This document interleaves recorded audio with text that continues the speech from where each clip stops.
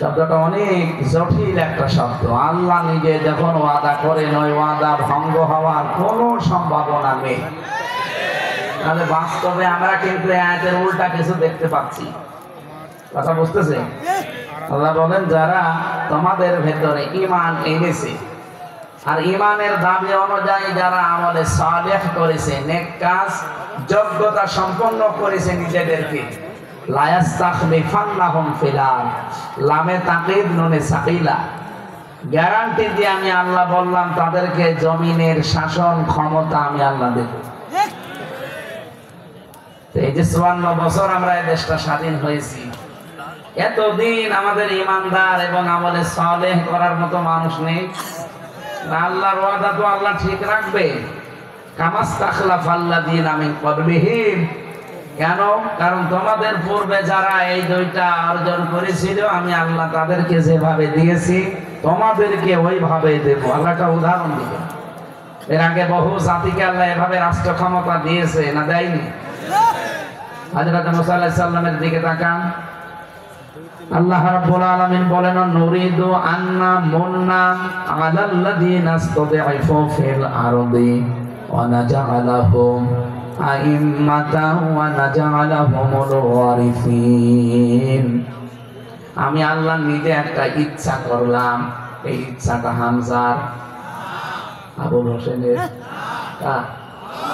নুরিদু আমি নিজে ইচ্ছা করলাম, আন্না মুন্না আল্লাহ পাক বলেন আমি অনুগ্রহ করতে ইচ্ছা করলাম। মনন মানে অনুগ্রহ করা, দয়া করা।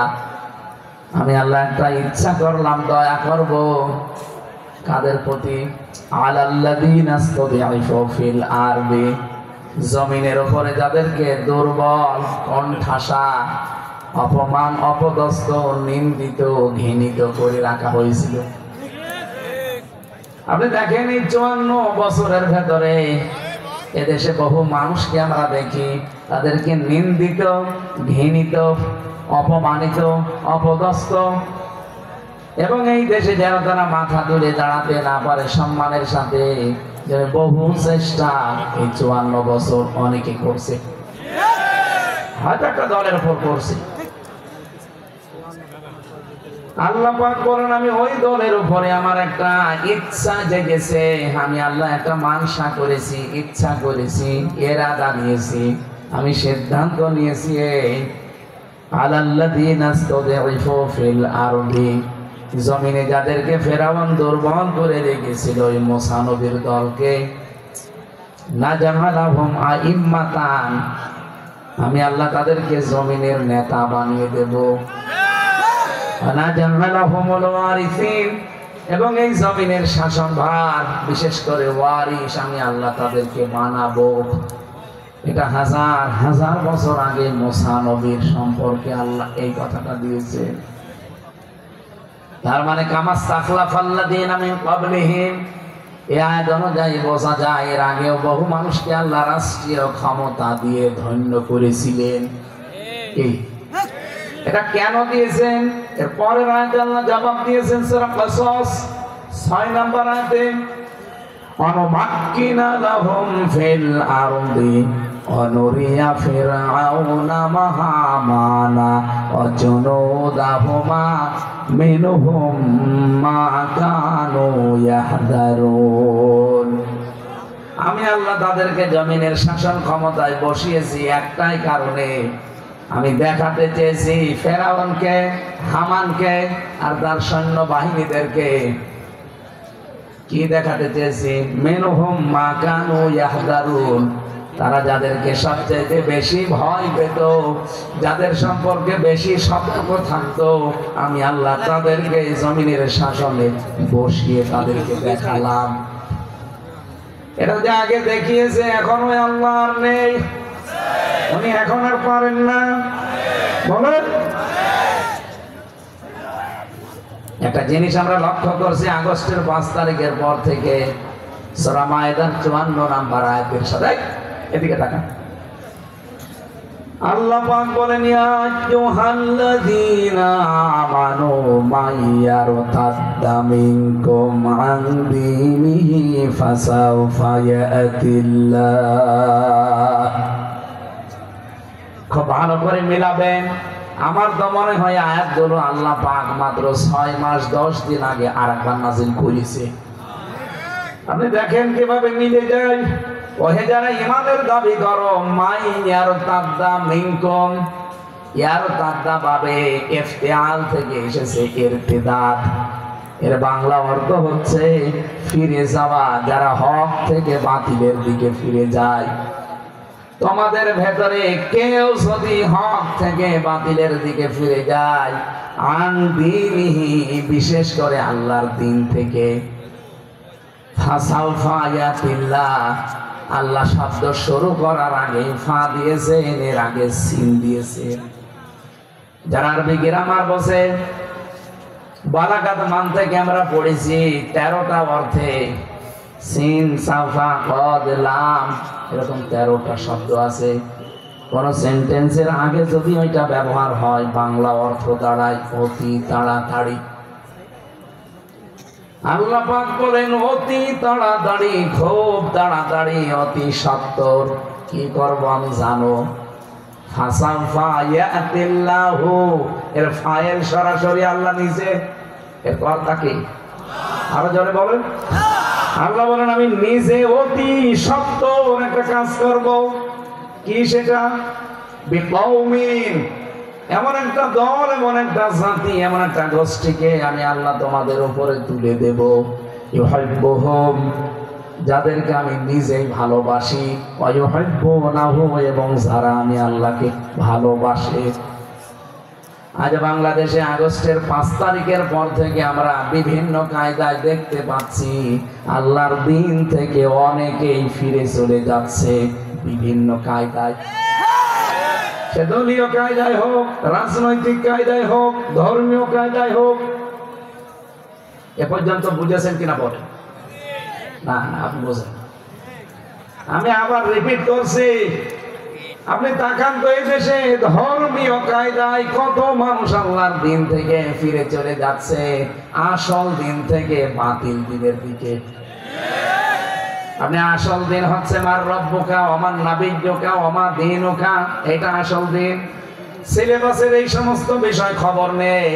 আল্লাহর এই দিন থেকে বিভিন্ন পীরের নাম নিয়ে, বিভিন্ন দলের নাম নিয়ে তারা আল্লাহর বান্দাদেরকে বাতিল ধর্ম, বাতিল দিনের দিকে নিয়ে চলে যাচ্ছে। এদিকে তাকান। আপনি দেখেন তো এই দেশে 48,000-এর উপরে দরবার গুলো আছে। কোন দরবারে মার রব্বুকা ওয়া মান নাবিয়্যুকা ওয়া মা দীনুকা, এর যে হাকিকত গুলো শিক্ষা দেওয়া হয় নেই। আপনি যে কবরে যাওয়ার পরে 3টা প্রশ্নের সম্মুখীন হবেন। মার রব্বুকা, তোমার রব কে? যদি বলতে চান রব্বি আল্লাহ, আমার রব আল্লাহ, কমপক্ষে 5টা জিনিস দুনিয়ায় আপনাকে মানা লাগবে। কয়টা? 1 নম্বরে রবের অর্থ আমি পেয়েছি সৃষ্টিকর্তা। সৃষ্টিকর্তা হিসাবে আপনি মানবেন কাকে? অন্য কাউকে মানা যাবে? সৃষ্টিকর্তা এটা কি শুধু মানুষ? পৃথিবীর যত সৃষ্টি আছে কর্তাকে। বাংলাদেশটা সৃষ্টি করে দিয়েছে কে? মানেন তো? কিছু কিছু মানুষ বলেন না, এ দেশ আমার বাবা বানিয়েছে। কেন ওর বাবা বানাবে কেন? আপনি যে রব্বি আল্লাহ বলতে চান, প্রথমেই তো আপনাকে সৃষ্টিকর্তা হিসাবে মানা লাগবে। এটা কি শুধু মানুষ সৃষ্টি না সব সৃষ্টি? এই কথা বুঝতেছেন? তাহলে এই কথা কেউ যেন পাগলামি করেও বলবেন না যে দেশ আমার বাবা বানিয়েছে। আজকে এক আবাল, আমি আবালই বললাম, এই আবাল বলছে অমকের নাম নিতে হলে ওযু করে নেওয়া লাগবে। আমি আর নিচে নামলাম না। কি আল্লাহর ওলি হয়ে পড়েছে যে ওনার নাম ওযু করে নেওয়া লাগবে। এর আগে কিছু মানুষকে দেখতাম চামচামি করতো, দালালি করতো, তেল দিত। সংসদে দাঁড়িয়েও অনেকের নামে বলতো হযরত অমুক। কেন? ও কি মরে গেছে যে হযরত বলা লাগবে? আর এত বড় সালেমাকে যদি আপনি হযরত বলে ডাকেন তাহলে আবু জেহেলকেও বলা লাগবে হযরত আবু জেহেল, কারণ সে আর এর সমান। আবু জেহেলকে কোনোদিন কেউ বলেছে যে হযরত আবু জেহেল? কেন আপনি একে হযরত বলবেন? তার কাজও যা ছিল এর কাজও একই। সেও ক্ষমতায় অবৈধভাবে জোর করেছিল, এও ক্ষমতায় অবৈধভাবে জোর করেছিল। তার এই সন্দেহে যদি আপনি গালি দেন, এর সন্দেহ আপনি গালি দেবেন। আপনারা দেখেছেন তামাম দুনিয়ার জরিপ একটা বেরিয়েছে, পৃথিবীতে 257টা দেশ, 10 জন মানুষের তালিকা দেখলাম, তারা পৃথিবীর নিকৃষ্ট মানুষ। তার 1 নম্বরে আমাদের দেশের যেটা পালিয়েছে ওইটা, আমি নাম নিতে চাই, ঘৃণা করি। 2 নম্বর নাম তো নেই, বাশার আল আসাদ। 3 নম্বর নেতানিয়াহু। এরকম 10 জনের নাম পেলাম, তার 1 নম্বরে আল্লাহর ওলির নাম। যাই হোক, আল্লাহ যেন তারে সম্মতি দেয়, বলে না আমি। আপনি কি রাগ করবেন? বলেন তো এই আয়াত থেকে যেটা আমি তুলে আনতে চাই, আল্লাহর দিন থেকে আপনি ফেরত যান, ফিরে যেতে চান, কাদের উপরে রাগ করে, কাদেরকে দেখাতে? আপনি কি মনে করেন আমি দিন থেকে, ইসলাম থেকে ফিরে অন্য দিকে গেলে আল্লাহ দুর্বল হয়ে যাবে? আল্লাহ বলেন না, ওয়াইন তাতাওয়াল্লাউ ইয়াস্তাবদিল কওমান গায়রাকুম সুম্মা লা ইয়াকুনু আমসালাকুম। সূরা মুহাম্মদের ভেতরে আল্লাহ বলেন, যদি দিন থেকে ফিরে যাস, এমন একটা দল তোদের উপরে আমি আল্লাহ তৈরি করে দেব যারা তোদের মতো হবে না। 54 বছর পরে আমার মনে হচ্ছে ঠিক আল্লাহ যেন দেখাচ্ছে, আর যারা দিন থেকে ফিরে চলে যাচ্ছেন বিভিন্ন দলের উপরে, বিভিন্ন মানুষের উপরে রাগ করে হোক আর যে কোনো ভাবেই হোক। আপনি দেখেন চাঁপাইনবাবগঞ্জের এই নেতাটা এই 15.5 বছরে কত ভালো ভালো কথা বলতো, অথচ আগস্টের 5 তারিখের পরে সে আর তার বউ পুরা পাল্টিয়ে গেছে। যা বলে এখন মনে হচ্ছে সব দিনের বিরুদ্ধে। এমনকি আলেমদেরকেও সে এখন বলছে ধর্ম ব্যবসায়ী। হ্যাঁ, কথা বলছে না কেন? বেশি বলছি। আর তার বর কথা তো আরো নিকৃষ্ট। অথচ এতদিন তারা সালেমের বিরুদ্ধে বহু কথা বলতে শুনতাম, এখন পুরাটা নিজেরাই সালেম হয়ে গেছে। আল্লাহ বলেন, আইন উদ্দম উদনা আজালনা জাহান্নামা লিল কাফিরিনা হাসীরা। সূরা বানী ইসরাঈলের 8 নম্বর আয়াতের শেষের অংশে আছে, তোমরা যদি ওদের মতো আচরণ করো, আমি আল্লাহ তোমাদের সাথে ওদের মতো আচরণ করব। ওরা যা করেছিল আপনি যদি আবার তাই আরম্ভ করেন, ওদেরকে যদি আল্লাহ এরকম ধরতে পারে, আপনাকেও ধরবে। ওরাও সাদাবাজ ছিল, আপনিও সাদাবাজ। হ্যাঁ, কথা বলেন না কেন? ওরাও সালেম ছিল, আপনিও সালেম। যদি ওদের মতো করিস, আমি বাংলায় বলছি, ভাষাটা এরকমই পাবেন আপনি, যদি ওদের মতো করিস, তোদের সাথে আমিও আল্লাহ ওদের মতো করব। নাকি উনি এখন দুর্বল? রব্বুল আলামিন বলেন, আমার দিন থেকে যারা সত্যি এভাবে ফিরে যায়, আমাকে দুর্বল মনে করে, যাদের উপরে রাগ করে আপনি এগুলো করবেন, আল্লাহর সিদ্ধান্ত এখানে ফাসাউফা ইয়াতিল্লাহ। আল্লাহ বলেন, আমি নিজে খুব তাড়াতাড়ি অতি সত্বর বিকৌমিন। এখানে যারা আরবিকের আমার আলেম আছে, মা শব্দটা 19টা অর্থে ব্যবহার হয়। কয়টা? আল্লাহ যেন নিজের কুদরতি হাত লাগিয়ে বলছেন বিকৌমিন, এই কওমের সাথে আমার হাত আছে। আমার হাত আছে মানে আমার ক্ষমতা আছে। আমি আল্লাহ নিজে তাড়াতাড়ি তাদেরকে কি করবো জানো? এমন একটা সাথী, তাদের মাথার উপরে এমন একটা দল তৈরি করে দেব, ইউহিব্বুহুম, যাদেরকে আমি নিজেই ভালোবাসি, ওয়া ইউহিব্বুনাহু, এবং যারাও আমি আল্লাহকে ভালোবাসে। এই মানুষগুলোর কিছু কোয়ালিটি থাকবে।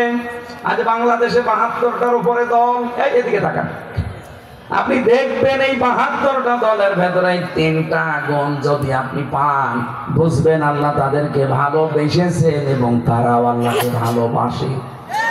আর আল্লাহ যদি ভালোবাসে কাউকে, ওই যে ওয়াদা করেছে, লা ইস্তাখলিফান্নাহুম ফিল আরদ কামা ইস্তাখলাফাল্লাযীনা মিন ক্বাবলিহিম, জমিনের শাসন ক্ষমতা আল্লাহ তাদেরকে দিয়ে দেবে যেমন পূর্বে দিয়েছিলেন। কি গুণ! কোরআনে কারীমের সূরা মায়েদা 6 নম্বর পারা 16 নম্বর পৃষ্ঠা 9 নম্বর লাইনের, এটা 54 নম্বর আয়াতের মাঝের অংশে পাবেন। আদিল্লাতিনা আলাল মুমিনিনা আইজ্জাতিন আলাল কাফিরিন। খুব ভালো করে খেয়াল করে শোনেন, আমি কিন্তু কোনো দিকে তাকিয়ে কথা বলছি না, এখানে এদিকেও তাকাচ্ছি না এদিকেও তাকাচ্ছি না, ছাতা বা কার দিকে চোখ পড়ে যায়, যার কারণে চোখ বন্ধ করে বলছি। খুব ভালো করে খেয়াল করেন, আমার একটা বানানো কথা না, যে কোনো তাফসীর দেখতে পারেন। আদিল্লাতিনা আলাল মুমিনিন, তারা মুমিনদের প্রতি রহমদিল হবে, কমল, স্নেহময়, স্নেহশীল। আদিল্লাতিনা আলাল মুমিনিন আইজ্জাতিনা আলাল কাফিরিন, কিন্তু কাফেরদের প্রতি তারা খুব কঠোর হবে। বাংলাদেশে 72টা দল আছে রাজনৈতিক ভাবে, শুধু নিবন্ধিত দল প্রায় 48টা, আর একটা তো কেড়ে নিয়েছে, ওইটা দিলে হবে 49টা। আশা করছি খুব তাড়াতাড়ি আল্লাহ যেন ওটা ফেরত দিয়ে দেয়। যত মানুষই কাজ করছে দেশের জন্য, দশের জন্য, বলেন এই যে দুইটা কোন বললাম আয়াত দিয়ে, কাদের ভেতরে এই দুইটা পাওয়া যায়? যাদের ভেতরে পাওয়া যাবে বুঝবেন আল্লাহ তাদেরকে ভালোবাসে, তারাও আল্লাহকে ভালোবাসে। 3 নম্বরে গুণ হচ্ছে ইউজাহিদুনা ফি সাবিলিল্লাহি ওয়া লা ইয়াখাফুনা লাওমাতা লাইম। তারা যুদ্ধ করবে, জিহাদ করবে, সংগ্রাম করবে, চেষ্টা করবে, প্রচেষ্টা চালাবে আল্লাহর রাস্তায়। কার রাস্তায়? কিন্তু তারা ভয় করবে না কোনো তিরস্কারকে। 54 বছরে বহু ভয় দেখিয়েছেন বিভিন্ন নাম দিয়ে, ট্যাগ দিয়ে, কিন্তু সত্যি যারা একামতে দিনের দায়িত্ব পালন করে মন থেকে, তাদেরকে কোনো তিরস্কার পিছিয়ে রাখতে পারে নাই। এমনকি যত ভয় দেখান, যত তিরস্কার করেন, তাদের ঈমানী শক্তি আল্লাহ আরো বাড়িয়ে দেয়। আপনি দেখেছেন এক মুরব্বী মানুষ, উনি বলেছেন, দেখেন তামাম পৃথিবীর মানুষকে বলছি আমাদেরকে ভয় দেখাবেন না, চোখ রাঙাবেন না। হ্যাঁ, যদি সমালোচনা করতে চান গঠনমূলক করেন, চুমা দেব, কিন্তু আমাদেরকে আপনারা ভয় দেখাবেন না, চোখ রাঙাবেন না। এই পৃথিবীতে আল্লাহ ছাড়া আমরা কাউকে ভয় পাই না। যতই তিরস্কার করেন, যতই উল্টা পাল্টা নাম দেন, মানুষের কাছে যতই আমাদের কালার করেন, কোনো ভয় আমাদের নেই। এখানে না, এখন ভয় পাচ্ছি না, সামনেও পাবো না। লাওমাতা লাইম, কোন তিরস্কারকারীর তিরস্কার আমরা থোড়াই কি আর কিছু মনেই করি না। আল্লাহ বলেন, এটা আমি যাদের তাদের দেই না, যালিকা ফাদলুল্লাহ, এটা আল্লাহর অনুগ্রহ, ইউতিহি মাইয়াশা, যাকে আল্লাহ পাক চান তাকে এগুলো দান করেন। এবার আপনি বলেন এই আয়াত অনুযায়ী যেটা বুঝলাম, অবশ্যই আল্লাহর দিন থেকে যদি ফেরত চলে যান, আপনি মনে করবেন না আল্লাহ দুর্বল হয়ে গেছে। আল্লাহ বলেন, আমি অতি শীঘ্রই কিন্তু একটা দল তৈরি করে দেব, আর আমি আয়াতটা বাংলাদেশের সাথে মিলিয়ে অনেক কিছু পেয়ে গেছি। এদেশে মনে হচ্ছে আল্লাহ 3টা গুণ যাদের ভেতরে আছে তাদেরকে ভালোবাসেন এবং তারাও আল্লাহকে ভালোবাসে। আল্লাহ পাক বলেন, আমি প্রথম টার্গেট তাদেরকে তোদের উপরে নিয়ে আসব, কিন্তু তারা তোদের মতো হবে না। এখন আল্লাহ পাক যাদেরকে ভালোবাসেন ওই দলে যেন আমাদেরকেও শামিল হওয়ার সুযোগ দেন। সুযোগ যদি পান হবেন তো বলেন। প্রথমটা কি বললাম? নিজেদের ভেতরে রহমদিল হবে। কোথায়? আমার বাড়ি কুষ্টিয়া, ডক্টর হাবিব সাহেবের বাড়ি ঝিনাইদহ, কমপক্ষে 50 কিলোমিটার দূর। অথচ শুধু দিনের কারণে ওনার সাথে আমার আত্মার যে সম্পর্ক, আমার নিজের আপন ভাইও যদি দিন না মানে, তার সাথে আমার এই সম্পর্ক নেই। কথা বলছে না কেন? সারা বাংলাদেশে একামতে দিনের সত্যিকার অর্থে যারা দায়িত্ব পালন করে, সবাই মনে হয় এক মায়ের কি বেশি বললাম? আপনি দেখেন, তার মনে হয় যে এক মায়ের সন্তান, কিন্তু নিজের আপন ভাই দিন মানে না, ইসলাম মানে না, তাকে সে জানের শত্রু মনে করে। জানে আজিল্লাতিনা আলাল মুমিনিন আইজ্জাতিনা আলাল কাফিরিন। তারা নিজেদের ভেতরে রহম দিল হবে, কিন্তু কাফেরদের প্রতি বড় কড়া। এই জন্য এরকম আলটিমেটাম দিয়েছিল যে আপনারা কিসের বাঙালিকে হাইকোর্ট দেখান। একটা মুরব্বী মানুষ মিথ্যা মামলা মাথার উপরে নিয়ে আজ এতটা বছর জেলখানার অন্দর প্রকোষ্ঠে তার জীবনটাই নষ্ট করে দিয়েছে হাসিনা। থুপ্পু, এর নাম নেওয়া ঠিক না, তারপর থুপ্পু নামটা নিয়ে ফেলে। বলেন তো, যে মামলা দিয়েছে সে পালিয়েছে, যে বিচারপতি সে পালিয়েছে, যে মামলার আয়ু সে পালিয়েছে, প্রসিকিউটর পালিয়েছে, সাক্ষী পালিয়েছে, বিচারপতি পালিয়েছে, কেউ নেই। অথচ ডক্টর আজ 13 থেকে 13.5 বছর জেলখানায় পড়ে আছে। আজকে তারে হাজিরায় দেখেছিল মামলায়, তার যে অবস্থা, আমি 3টা বছর তার সাথে ছিলাম, আমি দেখেছি। এই মানুষটা মানবতার জন্য, বিশেষ করে ইসলামের জন্য তার যে দরদ, তার মুক্ত বাতাসে থাকা খুব প্রয়োজন। জীবনের অন্তত শেষ কয়েকটা বছর সে নিজে নড়তে পারে না, 2 জনের কাঁধে ভর করে যায়। আপনি বাঙালিকে হাইকোর্ট দেখাচ্ছেন যে না, ওনার সাজা হয়ে গেছে, মুক্ত হবে না।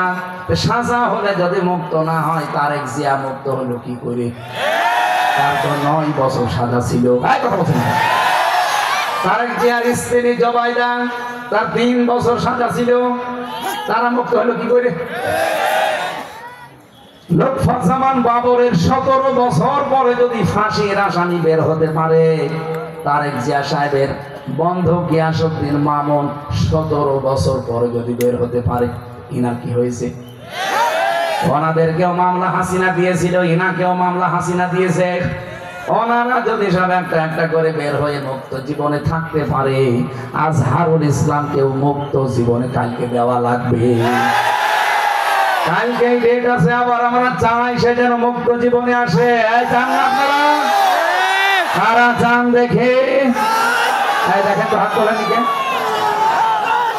হ্যাঁ, এটা রাজনৈতিক বিষয়, এটা আমার ইমানের সাথে সম্পৃক্ত। কথা বলুন।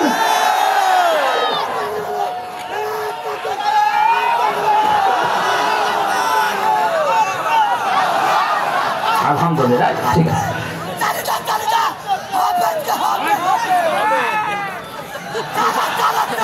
ঠিক আছে।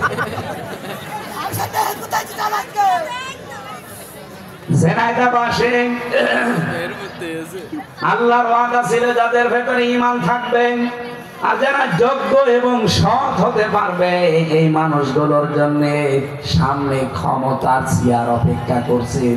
এটা যদি আল্লাহ নিজে বলতে পারে যে আমি বললে রাজনীতি হয় কোন কায়দায়? আর আমি তো অ্যাডভার্টাইজ করছি, আসল রাজনীতি করছে কে? ওনারা কিছু বলতে পারে, যত দোষ আমার নরম পেয়েছে। এখানে সালেহ শব্দটা অনেকে আমরা উল্টা পাল্টা বুঝি, মনে করি না বিশাল জব্বা গায়ে দিয়ে এইটা এরকম জব্বা, শুধু 24 ঘন্টা চোখ বন্ধ করে জিকির করবো, দুনিয়ার কোনো খেয়াল রাখবো না, হয়ে গেল। কে বলেছে আপনাকে? আপনাকে যোগ্যতা অর্জন করা লাগবে। মুসা আলাইহিস সালামের জামানায় তাদেরকে যদি আল্লাহ চেয়ারে বসাতে পারে, এই হাজার হাজার বছর পরে উম্মতি মুহাম্মদী আমাদেরকে আল্লাহ পারবে না? আল্লাহর ওয়াদা কখনো মিথ্যা হয় না, হবেও না ইনশাআল্লাহ।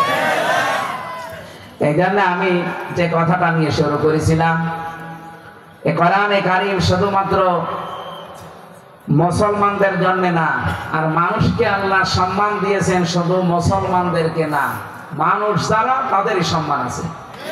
অথচ দুঃখজনক হলো সত্য, আজ 54 বছর মানুষ যারা তাদের সম্মান নিয়ে সবচেয়ে বেশি সিনেমিনি খেলা হয়েছে, আর 15 বছর তো আরো বেশি।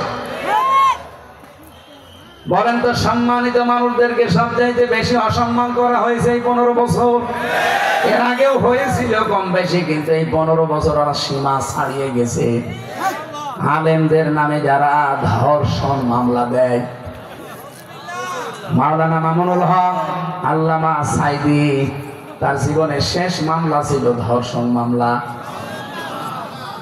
ওর যে মেয়ে লোককে সাজিয়ে নিয়ে এসেছিল পিরোজপুর থেকে, অ্যাডভোকেট তাজুল ইসলাম জিজ্ঞাসা করছে, মেয়ে মাওলানা সাইদি ধর্ষণ করেছে তোমাকে? বলছে জি হ্যাঁ। তোমার জন্ম কত সালে? 1975 সালে। ধর্ষিতা হয়েছে কত সালে? 1971 সালে। অ্যাডভোকেট তাজুল ইসলাম ওই দিনই বলেছিল, মাননীয় আদালত পয়েন্ট একটু লেখেন, এর জন্ম 75-এ, ধর্ষিতা হয়েছে 71, ওটাকে রুহের জগতে। ওই দিনই তো মামলা ঢিসমিস হয়ে যাওয়ার কথা। এক কথা বলেন না কেন? করবে কি করে? রায় তো একজনের, উনি যা বলবে তাই হবে, আর বাকিগুলো সব লোক দেখানো। কি ট্রাইব্যুনাল বানিয়েছে লোক দেখানোর জন্য, বিচারপতি লোক দেখানো। বিচারপতি যার নাম কালামানিকে মানুষের ভেতরে পড়ে না, এই জন্য আল্লাহ ওর বেশি উড়িয়ে দিয়েছে। আমি নিচে নামলাম না, এমনি বেশি উড়ে গেছে। তো বলছে আল্লামা সাইদিকে আমি ফাঁসি দিতে পারিনি, এই জন্য জীবনে আমার আফসোস। আল্লাহ ওর আফসোস জীবনে ঘুষিয়েছে। কথা বলে না কেন? কলার পাতায় শুয়েছিল, গলায় গামছা দিয়ে টানতে টানতে চোরের মতো নিয়ে এসেছে। ওই দিনই মামলা শেষ হয়ে যাওয়ার কথা, কিন্তু না, দেয়নি। কারণ বললাম না সবই সাজানো। আর এই সাজানো জিনিসে এখন আজহারুল ইসলাম যদি থাকে জেলখানায়, আপনি বিবেকের কাছে প্রশ্ন আসে না আপনার? তার যে 3টা সাক্ষী, একটা 6 মাইল দূর থেকে, একটা 3 মাইল দূর থেকে, একটা 1.5 মাইল দূর, ওরা কি যন্ত্র দিয়ে দেখেছিল সময়? আমি এখানে মাঠের ওই মাথা দেখতে পাচ্ছি না, আরো 6 মাইল দূর থেকে দেখলো কি লাগিয়েছিল চোখে। আর সেই সাক্ষীর উপরে ভিত্তি করে আপনি ফাঁসি দিয়ে দিলেন। এই সবগুলো হাসিনায় তপ্পু, ওর সাজানো। সবগুলো কি? সব ওর সাজানো। আমি নিজে ভিকটিম, আমি নিজে জানি না, আমার উপরে দিয়েছিল, সব সাজানো। বাড়ি থেকে তুলে নিয়ে গেল, অথচ বলছে না ওনারা নিয়েছে আমরা চোর হাঁস থেকে। পুরোটা মিথ্যা। তার মানে আমি নিজে যখন টের পেয়েছি আমি একটা ছোট মানুষ। বলেন তো এই মুহূর্তে, এই যে আগস্টের 5 তারিখে কত মানুষকে আপনারা মেরে ফেলেছেন বিভিন্ন জায়গায়। ঝিনাইদহ একটা টাঙিয়ে রেখেছিল। সারা বাংলাদেশে কম বেশি বিভিন্ন জালেমদের বাড়ি ঘর ভেঙেছে, কেউ আগুন লাগিয়েছে। 32 নম্বর 33 নম্বর হয়ে গেছে, হয়নি? বলেন না কেন? 32 33 হয়তো না, ওই যে খালি উস্কানি দেয়। এই জন্য আল্লাহ আযাবুল বুলডোজার নাজিল করে। কি আযাব? আযাবুল বুলডোজার। আবার উস্কানি দেবেন, আর 1000 নাজিল হবে। এই জন্য ভালো আছেন ওখানে ভালো থাকেন। 14টা ব্রিফকেস নিয়ে গেছে, ওটা তো কিয়ামত পর্যন্ত খেলেও শেষ হবে না। না, আমি তো যা বলছি বানিয়ে বলছি, সব দলিল আছে। এই জন্য উস্কানি আর দেবেন না ওখান থেকে, তাহলে এদেশে দেখা যায় আবার অনেক কিছু নাজিল হয়ে যাবে। কারণ আযাবুল বুলডোজার, এটাকে আমরা নাজিল করেছি, নাজিল হয়েছে। এই আযাবুল বুলডোজার দিয়ে বহু মানুষের বাড়ি ঘর 15.5 বছরে মাটির সাথে মিশিয়ে দিয়েছে অনেকে। এই যে সাতক্ষীরা, চাঁপাইনবাবগঞ্জ, চট্টগ্রাম, আপনি যে দেখেন বাড়ি ঘর গুলো মাটির সাথে একেবারে, মনে হচ্ছে এখানে কেউ বাসই করতো না। আল্লাহ সেইটার শোধ মনে হয় এই ফেব্রুয়ারি 5 তারিখে নিবে। আবার কেউ যেন ঝামেলা করবেন না। যে কথাটা বলার জন্য পর্যন্ত নিয়ে আসলাম, রব্বুল আলামিন আমাদেরকে কোরআনে কারীমের এই মাহফিলে যাদেরকে নিয়ে এসেছেন, আমি যেটা বোঝাতে চাচ্ছিলাম এখান থেকে, আল্লাহ রাব্বুল আলামিন আমাদেরকে কোরআনে কারীমের এই অনুষ্ঠানে নিয়ে এসে সালেহ শব্দের ব্যাখ্যা থেকে পর্যন্ত এসেছিলাম। নেককার হওয়ার জন্য এখন থেকে যোগ্যতা অর্জন করার দরকার আছে না নেই?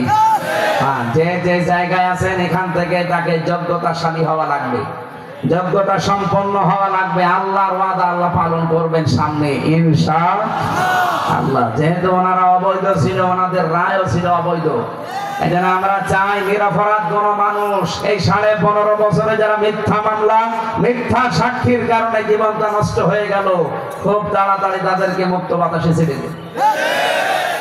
কারণ যারা রায় দিয়েছে তারাই তো নেই, আপনি এনেকে রাখবেন কেন? দরুদ আর সালাম পড়ছি মুহাম্মদুর রাসূলুল্লাহ। আমি যে কথাটা বোঝাতে চাচ্ছিলাম, মানুষ, সম্মানিত মানুষদেরকে সম্মান করা লাগবে। নবীজি মসজিদে নববীতে বসেছিলেন, দেখলেন একটা লাশ চেপে যাচ্ছে। বিশ্বনবী দাঁড়িয়ে পড়লেন। সাহাবীরা বলে, হুজুর দাঁড়াবেন না, এটা ইহুদির লাশ। নবীজি বললেন, ইহুদি তাতে কি হয়েছে, ওটা আল্লাহর বান্দা। আমি তো দাঁড়িয়েছি আল্লাহর বান্দার সম্মানার্থে। সুবহানাল্লাহ বলতে পারেন না? নবীজির মতো মানুষ যদি একটা ইহুদি মরে গেছে তার লাশ দেখে দাঁড়িয়ে যেতে পারে, আর আমরা মুসলমান, সৃষ্টির শ্রেষ্ঠ সৃষ্টি মানুষ, তার ভেতরে খায়রুল বারিয়া, যাদের ঈমান আছে, তারা যারা মুসলিম, এদের সাথে যে আচরণ করলাম, আপনি বিবেকের কাছে প্রশ্ন করে দেখেন। নবীজি ইহুদি দেখে দাঁড়িয়ে যান, আর আপনি মুসলমানদেরকে আরো দাবিয়ে দেন। আল্লাহ আমাদেরকে মানুষকে সম্মান করার তৌফিক দান করেন। আগামী থেকে আল্লাহর এই শ্রেষ্ঠ সৃষ্টি আশরাফুল মাখলুকাত মানুষের সম্মান নিয়ে কেউ যেন সিনেমিনি খেলতে না পারে, সেই পথগুলো সব বন্ধ করা লাগবে। এই কথা বলেন না কেন? দরুদ সালাম পাঠ করার মাধ্যমে আজকের তেলাওয়াতকৃত আয়াত সূরা জুমার 71 নাম্বার 72 নাম্বার আয়াত আমরা পড়েছি। কিছু তথ্যের ভেতরে আছে, আমরা তাফসীর আকারে কথা বলবো ইনশাআল্লাহ। সূরা জুমার কোন সূরা বলেন? 75টা আয়াত আছে। জুমার শব্দের শাব্দিক অর্থ ধাক্কা দেওয়া। কি দেওয়া? এ শুনেই বোঝা যাচ্ছে যে এর ভেতরে কোনো তালগোল আছে। আল্লাহ রাব্বুল আলামিন সূরা জুমারের 71 নাম্বার আয়াতে কাফের যারা কিয়ামতের ময়দানে এই মানুষগুলো যখন উঠবে, ফেরেশতাদেরকে বলবে এদেরকে ধাক্কা দিতে দিতে জাহান্নামের দিকে নিয়ে যাও। এখান থেকে কিছু প্রমাণ আমরা পেয়েছি। আমি বহু জায়গায় ঝিনাইদহ জেলাতে বলেছি যে জাহান্নাম আমরা অনেকে মনে করি 7টা, জাহান্নাম একটা, এর স্তর বা দরজা 7টা। যে যেই ধরনের দুনিয়ায় অপরাধ করবে আল্লাহ পাক তাকে ওই ধরনের জাহান্নামে স্থান দেবে।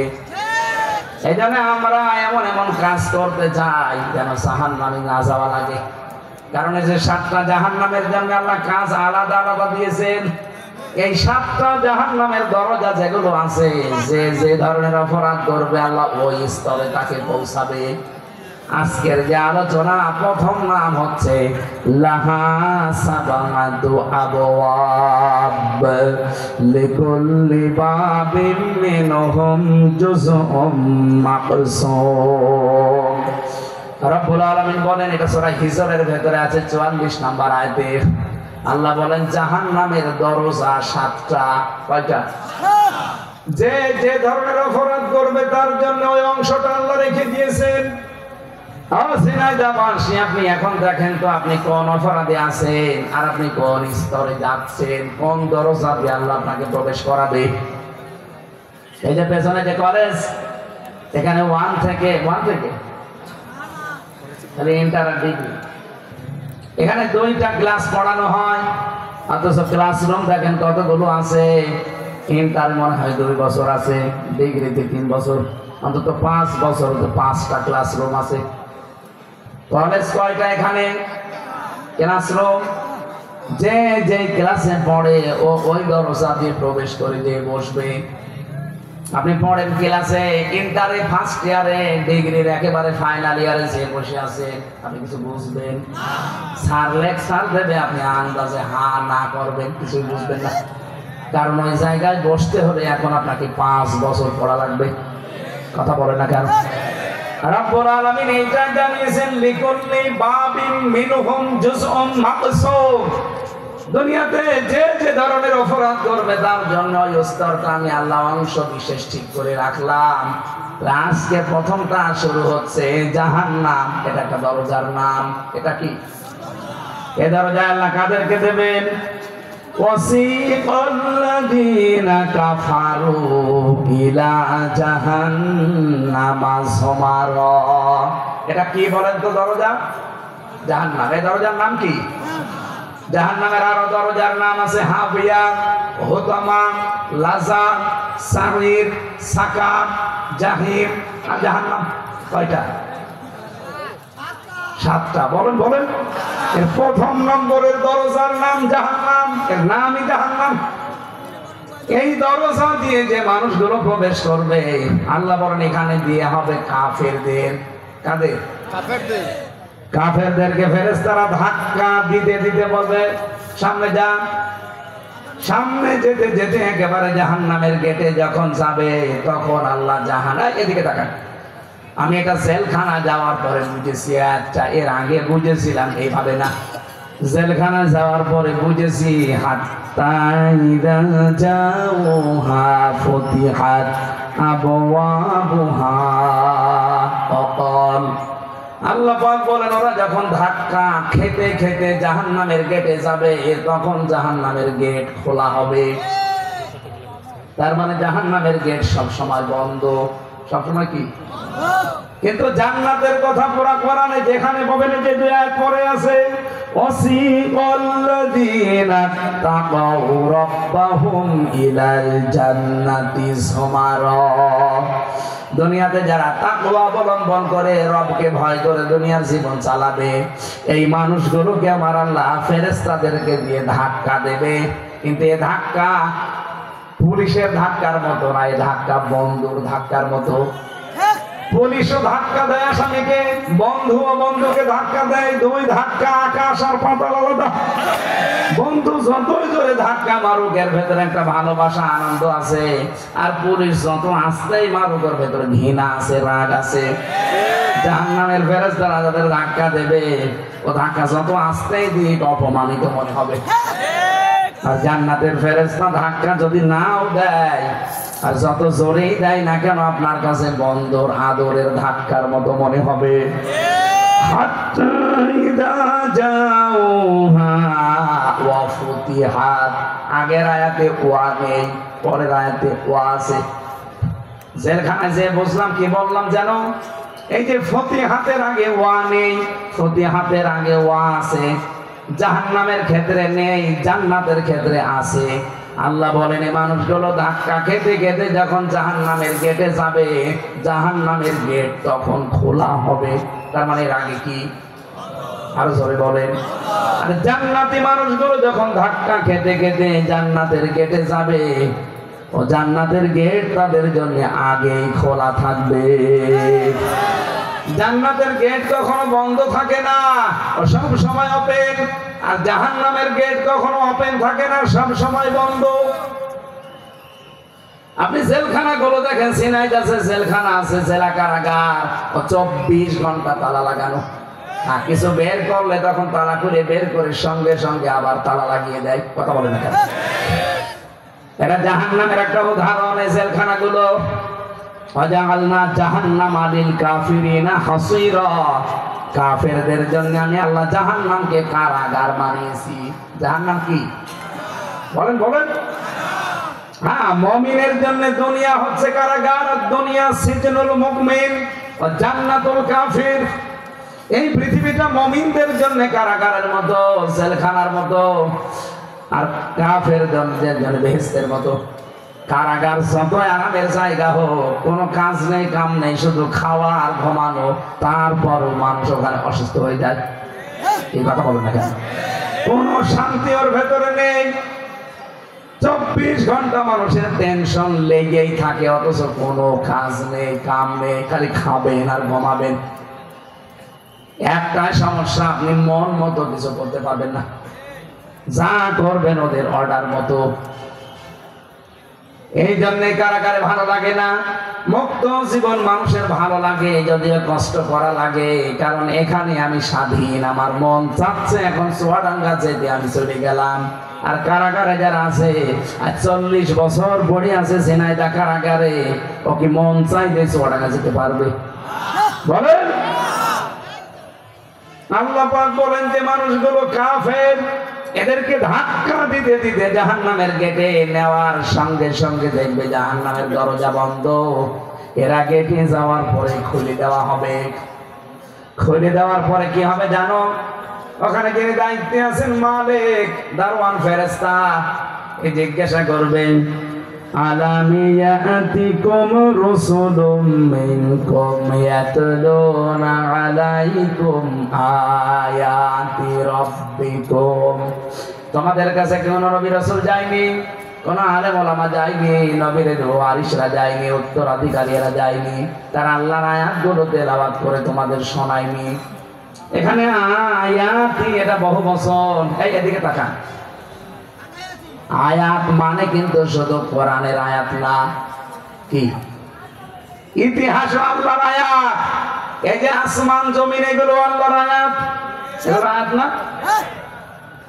এখানে নবীওয়ালা কাজ যারা করবে তাদের প্রথম কাজ হবে ইয়াতলু আলাইহিম আয়াতিনা, তারা তেলাওয়াত করে শোনাবে আল্লাহর আয়াত।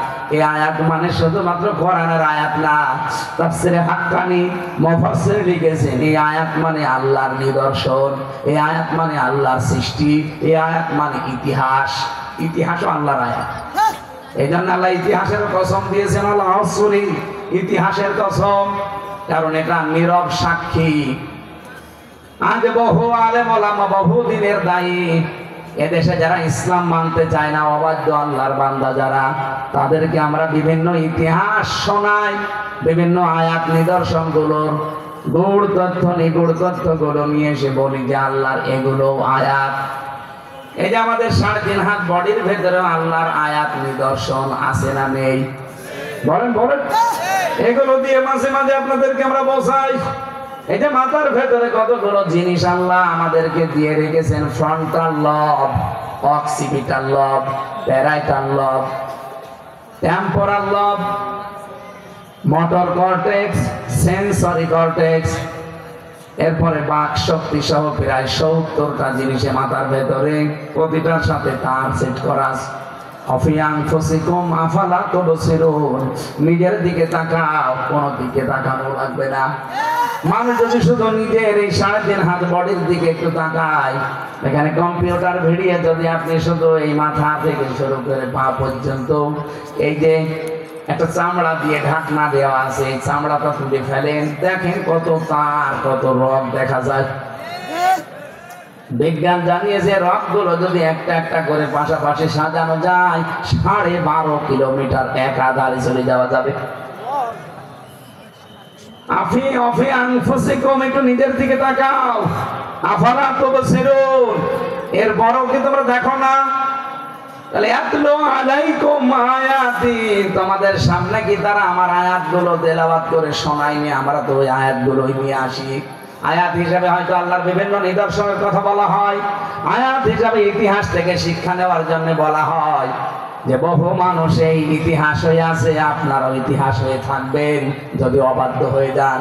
কিন্তু অনেক মানুষ দেখি না, এই আয়াত থেকে শিক্ষা নেওয়া দূরের কথা আরো বৃদ্ধি বাড়ে। বলেন বলেন।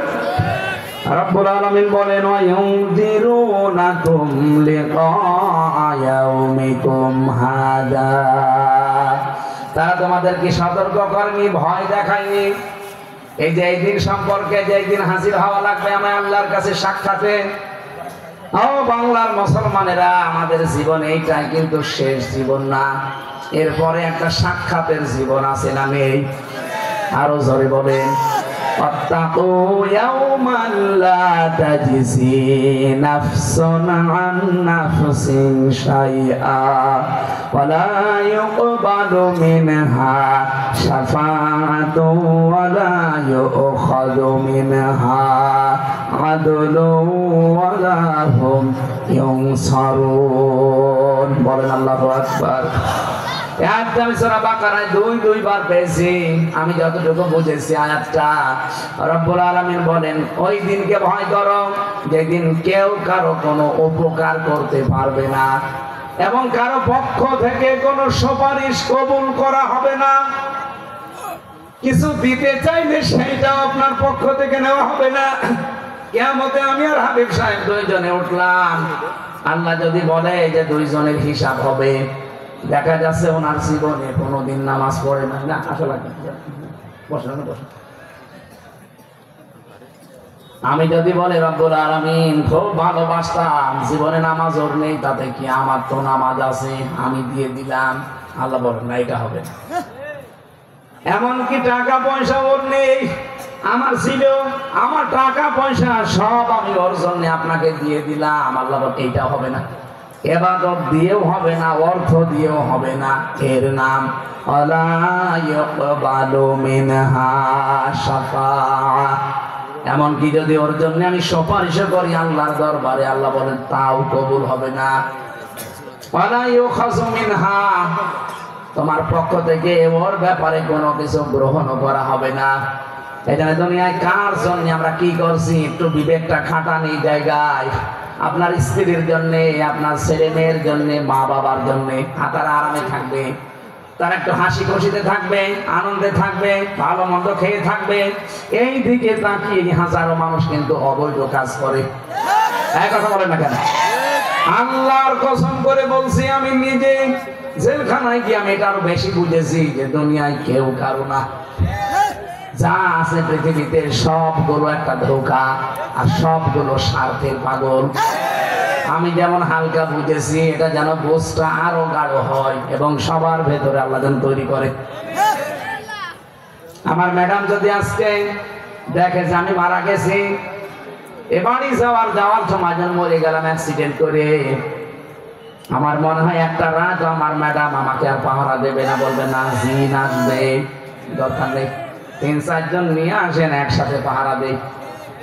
পাহারা দিল সকালবেলা হতে হতে বলবে না উপরে আর রাখবেন না, কারণ আজরাইল বাড়ি চিনে ফেলবে, তাড়াতাড়ি মাটির নিচে দিয়ে দেন। মাটিতে দেওয়ার পরে কি শেষ? দেখবেন এবার তার কান্না দেখে কে, এটা রেকর্ড হচ্ছে, এমনকি লাইভ চলছে, ম্যাডাম দেখতেও পারে, দেখুক, কপালে যা আছে হবে।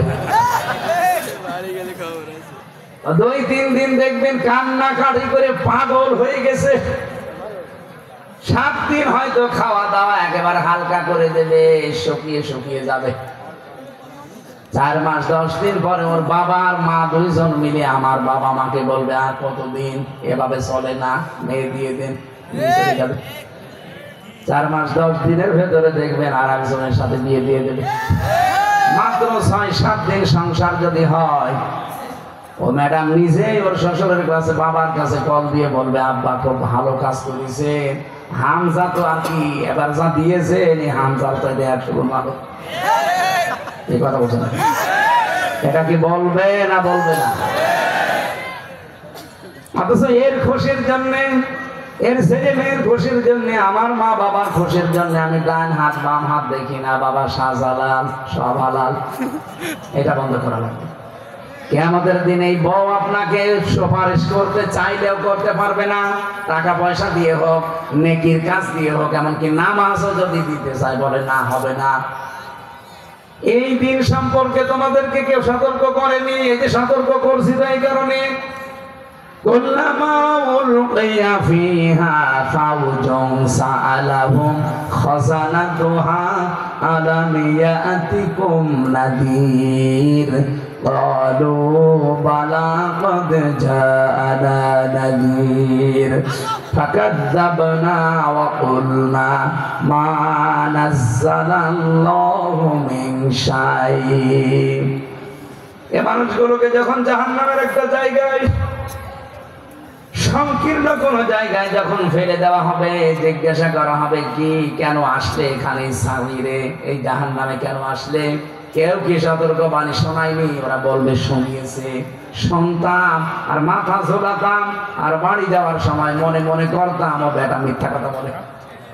এরকম চরিত্রের মানুষ দেশে নেই? হ্যাঁ, কথা বলেন না কেন? এগুলো আছে, এই জন্যই তো আমাদের কোনো উপকার হয় না। তাছাড়া এই দেশের মতো কোরআনের প্রচার পৃথিবীর কোন দেশে হয় না। এত প্রচার হওয়ার পরও আমরা দেখছি ফল সব জিরো হয়ে যাচ্ছে।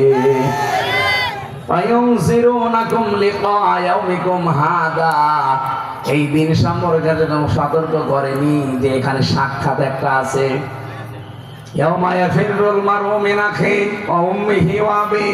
কিয়ামতের আগে পালাবে মানুষের কাছ থেকে তার ভাই, তার মা, তার বাবা। উম্মিহি শব্দের ব্যাখ্যায় পড়লাম, এক একটা সন্তান একটা নেকির জন্য তার মায়ের পা ধরে থাকবে 500 বছর। কত? 500 বছর পরে ওর মুখের উপরে লাঠি দিয়ে বলবে দুনিয়ায় আমার বিয়ে হয়নি, ছেলে পাবো কোথায়? এরকম একটা সাক্ষাতের দিন আমাদের সামনে কিন্তু উপস্থিত আসতেছে, হয়তো 2 দিন পরে, 2 দিন আগে। আমরা যেন কেউ পাগলামি না করি। আমি সহ যারা আছি আজকে থেকে পাগল ভালো হয়ে যাব। কি হয়ে যাব? আরো যারা বলেন পাগল ভালো হয়ে যাবে। রব্বুল আলামিন বলেন ক্বালু বালা ক্বাদ জা বালা ওয়ালাকিন হাক্কাত কালিমাতুল আযাবি আলাল কাফিরিন। ওরা বলবে হ্যাঁ এগুলো সব ঠিক ছিল, কিন্তু না, এখন আর কোনো কথা শোনা হবে না। কাফেরদের প্রতি আমি আল্লাহর আযাব এটা নির্ধারিত হয়ে গেছে, এটা এখন কার্যকর হবে।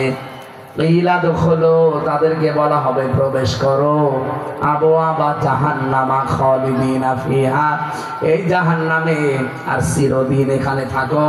ফাবিসা মাসওয়াল মুতাকাব্বিরিন, অহংকারী যারা তাদের জন্য কত নিকৃষ্ট স্থান এইটা। বলেন নাউজুবিল্লাহ। এখানে কয়েকটা জিনিস এখানে জানলাম। জাহান্নাম নামে যে দরজাটা আছে, এই দরজা দিয়ে আল্লাহ তাদেরকে প্রবেশ করাবে যারা কাফের। যারা কি? বাংলাদেশে তো কাফের নেই। কাফের কারে বলে আমরা অনেকে জানি না, মনে করি আবু জেহেল শুধু কাফের ছিল আর কেউ নেই। কাফের শব্দের শাব্দিক অর্থ হচ্ছে অস্বীকার করা। ইসলাম আল্লাহ যেভাবে দিয়েছে কিয়ামত পর্যন্ত পরিপূর্ণ কিছু আপনি দিতে পারবেন না, তাহলে আপনি কাফের। ইসলাম থেকে কিছু বাদ দিতে পারবেন না, তাহলে আপনি কাফের। এই কথা বলছেন না কেন? আজ ইসলামের ভেতরে নতুন নতুন নিয়ম ঢুকিয়ে যারা বলে এটাও ইসলামে রাখি, আরো জোরে, এই যে যারা বলে ইয়ানি বাবা, কেল্লা বাবা, ফতে বাবা, নতুন করে আপনি এই জিকিরটা ইসলামের ভেতরে ঢোকালেন। নবীজির 63 বছরের জীবনে কোনোদিন কেল্লা বাবা, ফতে বাবা জিকির করেছে? এটা রেকর্ড হচ্ছে, সারা দেশে যাচ্ছে। এই জন্য বলছি ইসলামের ভেতরে নতুন কিছু যারা ঢুকিয়েছেন, আপনি নামের আগে মুফতি লিখতে পারেন, মাওলানা লিখতে পারেন, ডক্টর লিখতে পারেন, আজহারি মাঝহারি লিখতে পারেন, আপনি কাফের। যারা ইসলামে নতুন করে কিছু ঢোকাবে এরা কি? বলেন বলেন। এটা বাংলাদেশে আর ভারতে বেশি হচ্ছে। নতুন নতুন ইসলাম বানিয়ে আমরা প্রচার করছি যে এইটাও ইসলাম, অথচ আসল ইসলামের খবর নেই। আমরা যে বলেছিলাম যে রব হিসাবে যদি কেউ বলতে চান আমার রব আল্লাহ, দুনিয়ায় 5টা জিনিস আপনাকে মানাই লাগবে। 1 নম্বরে সৃষ্টিকর্তাকে, 2 নম্বরে রব হিসাবে আল্লাহকে মানা লাগবে প্রতিপালক হিসাবে, 3 নম্বরে রব হিসাবে মানা লাগবে আল্লাহকে রাজ্জাক হিসাবে রিজিক দাতা, 4 নম্বরে আপনাকে আল্লাহকে মানা লাগবে অভিভাবক হিসাবে, 5 নম্বরে আল্লাহকে মানা লাগবে আইন দাতা হিসাবে।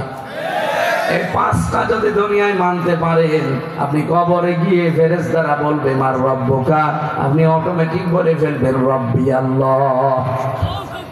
2 নম্বরে যখন বলবে মা দীনুকা, তোমার দিন কি? দিন মানে জীবন ব্যবস্থা। দিন মানে কি? আমি জীবন চালিয়েছি কি কি দিয়ে? আমি যে টয়লেটে যেতাম দিন মেনে না, আব্রাহাম লিঙ্কনের নিয়ম মেনে, এইটাও কিন্তু আল্লাহ জিজ্ঞাসা করবে।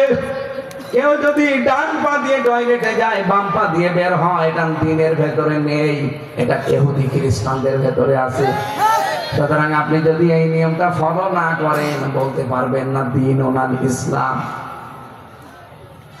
কেউ যদি বলতে চায় কবরে যে আমার দিন ইসলাম, তাকে দুনিয়াতে 19টা বিষয় এই দিনের উপরে মেনে চলা লাগবে। কয়টা? আরো জোরে বলেন। 19টা বিষয় যদি দিনের উপরে আপনি থাকতে পারেন, কবরে যে বলতে পারবেন আমার দিন ইসলাম।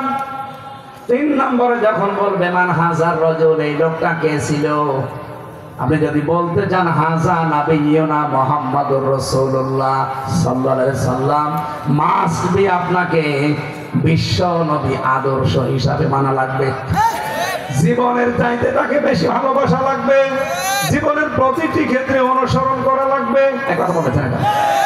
এই যে আজকে রাখাল রাহা যারা আল্লাহর নবীকে গালি দিচ্ছেন, আমরা যে প্রোটেস্ট করছি এই কারণে, যদিও এখানে একটা ষড়যন্ত্র লুকিয়ে আছে। ওরা চায় বিভিন্ন কায়দায় এই দেশকে অশান্ত করতে। একটু অশান্ত হলে ওরা বিশ্ব মিডিয়াকে দেখাবে মোড়লদের, এই দেখেন বাংলাদেশে জঙ্গি ভরে গেছে।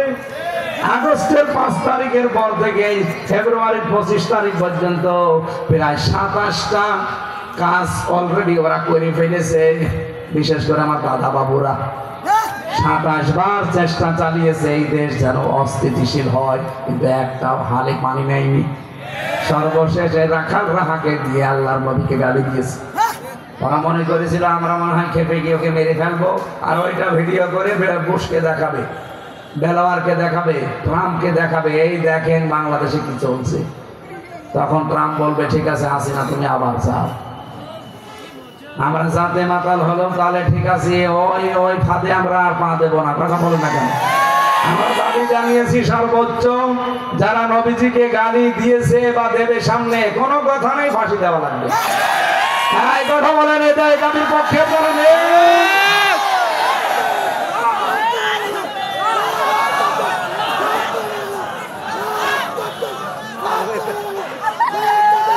আলহামদুলিল্লাহ ভাই, এটা আমাদের ইমানের দাবি, কারণ জীবনের চাইতেও আমরা রাসূলুল্লাহকে বেশি ভালোবাসি। এই কথা বলেন না কেন? বলেন। আপনি আমাকে গালি দেন, আমার বাবাকে দেন, আমি কিছু বলবো না, আমার দাদারে দেন, দরকার টাকা দেবো, কারণ দাদা আমি। আপনি গালি দেন, দরকার আমি টাকা দেবো, কিন্তু রাসূলুল্লাহকে গালি না, তাকে নিয়ে উল্টা পাল্টা ধারণাও যদি কেউ করে, দেশে এক কথা ফাইনাল কথা, ফাঁসি দেওয়া লাগবে। তাছাড়া যদি দেশের মানুষ আইন হাতে তুলে নেয় না, আপনি কিন্তু কন্ট্রোল করতে পারবেন। কথা বলেন না কেন? আপনি বলবেন কবরে যে হাসান আবিদ্যনা মুহাম্মাদুর রাসূলুল্লাহ, এমনি বলতে পারবেন? তার আদর্শটা মানা লাগবে, তাকে জীবনের চাইতে বেশি ভালোবাসা লাগবে। কথা বলেন ঠিক কি? আল্লাহ আমাদেরকে এই যে আসল দিন যেটা, এই দিন এখন আর নেই, দিন থেকে কেটে কেটে বাদ দিয়ে নকল জিনিস ঢোকাচ্ছে ইসলামে। আর যারা দিন থেকে কোনো কিছু বাদ দিতে চান তারাও কাফের। যারা এই কথা বাংলাদেশে অলরেডি বলছেন যে কোরআনের সাথে রাজনীতির সম্পর্ক নেই, আপনি কাফের হয়ে গেছেন। আপনি যাই মনে করেন, কারণ এখানে 918 জায়গায় কোরআনের আয়াতে আছে রাজনীতি করা লাগবে ইসলাম দিয়ে, আর আপনি বলছেন না সম্পর্ক নেই। আপনি কি বেশি বলছেন কোরআনে? কোরআনের বিশেষজ্ঞ হাজার হাজার এই দেশে আছে, কই তারা তো কেউ বলে না যে কোরআনের সাথে রাজনীতির সম্পর্ক নেই। যে যেই বিষয়ে জানেন না ওই বিষয়ে মুখ খুলবেন না। বাংলাদেশে এই রোগটা এখন বেশি দেখছি, যে যেটা জানে না ওই বিষয়ে বেশি ফতোয়া দেয়। আরে ভাই, এর উপরে সারা জীবন কাটিয়ে দিলাম আমি, আমার এই ছোট্ট মাথায় 918 জায়গায় আমি কোরআন দিয়ে রাজনীতি করা লাগবে এইটা পেয়েছি, আর আপনি পানই না। আপনি তো সহ্য করে সোনা ফাতিহাও পড়তে পারেন না, আপনি পাবেন কি করি? আমার যা যে বড় বড় মাথা যাদের, আমার মনে হয় মাথার ভেতরে আরো বেশি আয়াত পাবে যে কোরআন দিয়েই রাজনীতি করা লাগবে। এটা দিয়ে যতদিন রাজনীতি বাংলাদেশে না হবে, দুর্নীতি বন্ধ করা সম্ভব না। এটা দিয়ে রাজনীতি করেন যত রাজনৈতিক নেতা আছে বাংলাদেশে, আমি একেবারে ওপেন চ্যালেঞ্জ দিচ্ছি, যারা কোরআন দিয়ে রাজনীতি করেছে তারা মন্ত্রী হওয়ার পরেও 36 টাকা ফেরত দিয়েছে। মাওলানা মতিয়ার রহমান নিজাম এক কথা বলেন এটা। আর যাদের কোরআনের রাজনীতি ছিল না, এই 15.5 বছরে তারা 620টা বাড়ি বানিয়েছে। এটা ভূমি মন্ত্রী 620টা বাড়ি, আপনার আর বাড়ি লাগবে কত? আমার মনে হয় 6.5 মাস যদি থাকতো ও বাড়ি আরো 200 বানিয়ে ফেলতো। কথা বলেন। অথচ বর্ষাদিন মাওলানা মতিয়ার রহমান নিজামের বাড়ি দেখলাম এখনো চারিদিকে মাটি, ওপরে টিন। সে মন্ত্রী ছিল, আপনি টের পাচ্ছেন? মন্ত্রণালয় চালানোর পরে 26 না 36 টাকা বেঁচেছিল, ওই টাকা ফেরত দিয়েছে। পৃথিবীর ইতিহাস পাল্টিয়ে দিয়েছে। আপনি আল্লাহর ওলি খুঁজে পান না, চলে যান সেই সিলেটে, চট্টগ্রামে। আল্লাহর ওলি তো ওইটাও যে দায়িত্ব নিয়ে সুচারুরূপে পালন করতে পারে, আর এটা সবচাইতে বেশি পালন করে দেখিয়েছে এই বাংলাদেশে একামতে দিনের কর্মীরা। এর চাইতে তথ্য প্রমাণ আপনি আর কি চান বলেন? আপনি যে ওলি খুঁজে পান না, খালি গাছতলায় বসে হো হো করলে ওলি হয়? আমার ভাইরা, আমি যেটা বোঝাতে চাই, এখান থেকে ইসলাম থেকে আপনি কিছু বাদ দিতে পারবেন না। যদি দেন, আপনার জীবন দুর্নীতিতে ভরে যাবে। আমরা এইটাই আজ 54 বছর ধরে ধরে দেখছি। কথা বলেন ঠিক না? যাদের রাজনীতি ইসলাম দিয়ে হয় না, একটা মানুষকে দেখান সে লোকটা সৎ আছে, বলেন না ওনার ব্যক্তিগত। কিসের ব্যক্তিগত? হাজার হাজার কোটি টাকার মালিক একজন ব্যক্তিগত কিভাবে হয়? 5,000 টাকা থাকলে ভয় করে কখন না জানি দুদুক আসে। আর 5,000 না 50,000 কোটি টাকার মালিক এক একজন। রূপপুর পারমাণবিক কেন্দ্র থেকে এক মহিলাই নাকি টাকা নিয়েছে 76,000 কোটি। কয়েকদিন আগে একটা ভিডিও দেখছিলাম, যিনি পালিয়েছে উনি বলছে খালি মানুষ আমারই গালি দেয়, আমারই দোষ, আমার বোনের দোষ নেই, ও যে এই করেছে। ওনারও দোষ আছে, কিন্তু ওনারটা মানুষ জানে না, তাই গালি দেয় না। আপনারটা জানে তো বেশি, কারণ আপনি আয়না ঘরের সাথে জড়িত। এই বাংলাদেশে কিয়ামত পর্যন্ত যেন আর আয়না ঘর কেউ বানাতে না পারে। কথা বলেন, এটা যে মানবতার সাথে কত মারাত্মক একটা কৌতুক। এর কারণে এর বউটা বিয়ে করতে পারে না, এর ছেলে মেয়ে জানে না জানি কাকে বাবা বলে ডাকবো। আমার মনে হয় এখনো পর্যন্ত যারা জালেমদের পক্ষে সাফাই গান, তারা আয়না ঘরে এখন বন্দি করে রাখা দরকার 10 বছর। দেখ কেমন লাগে। একটা উপন্যাস পড়েছিলাম ভার্সিটি থাকাকালে, নাম হচ্ছে দেখ কেমন লাগে। আমার মনে হয় এখন যারা জালেমের সাফাই গায় তাদের এটা করা দরকার, দেখ কেমন লাগে। দেখ আজকে 4-5 জন আল্লাহর ওলিকে নিয়ে যাচ্ছে আদালত থেকে, কিন্তু লজ্জা নেই। 4-5 জনকে দেখলাম খিলখিল করে হাসতেছে। লজ্জা থাকলে হাসে, এত অপমান হওয়ার পরে। অপমান তো এরা হয় না, কারণ এদের তো মান নেই। বলছে ধরব কান, যাই যাক মান, তাও হব না অপমান। একলা হোটেলের সামনে দিয়ে যাওয়ার সময় দেখছে হোটেলের বয় ডাক দিয়েছে যে আসেন খেয়ে যান। মনে করছে ফ্রি খাবার, যে বলছে এই নিয়ে আয়, এই নিয়ে আয়, এই নিয়ে আয়, মন মতো খেয়েছে, টাকা না দিয়ে চলে যাচ্ছে। হোটেলের মালিক বলছে কি ভাই টাকা দেবেন না? কিসের টাকা? আপনার বয় তো বলেছে যে খেয়ে যান, টাকা দেওয়া লাগবে তো বলে না, মন মতো খেয়েছি, টাকা না দেব না। বলছে টাকা যদি না দেন আপনার এমন অপমান করবো। বলছে করেন। জোতার মালা গলায় দিয়ে সারা শহর ঘোরাবো। বলছে ঘোরান। সারা শহর ঘুরিয়ে এনে দোকানের সামনে দাঁড়িয়ে বলছে এবার কি অপমান বোধ হয়? কিসের অপমান?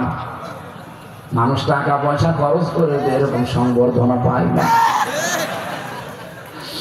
হবে না এর এই যে কান ধর, কান ধরে 100 বার উঠবোস কর, খালি উঠবোস করে। আর বলছে কি এবার অপমান বোধ হয়? কিসের অপমান? আমার তো ব্যায়াম হচ্ছে। আমার মনে হয় এই যে শয়তানগুলো টাকা পাচার করতে করতে যারা ফকলা বানিয়ে ফেলেছে, ওদেরকে আদালত কেন ফাঁসি দিলেও বলবে আমার গলায় কতটুকু আছে। লজ্জা নেই তো।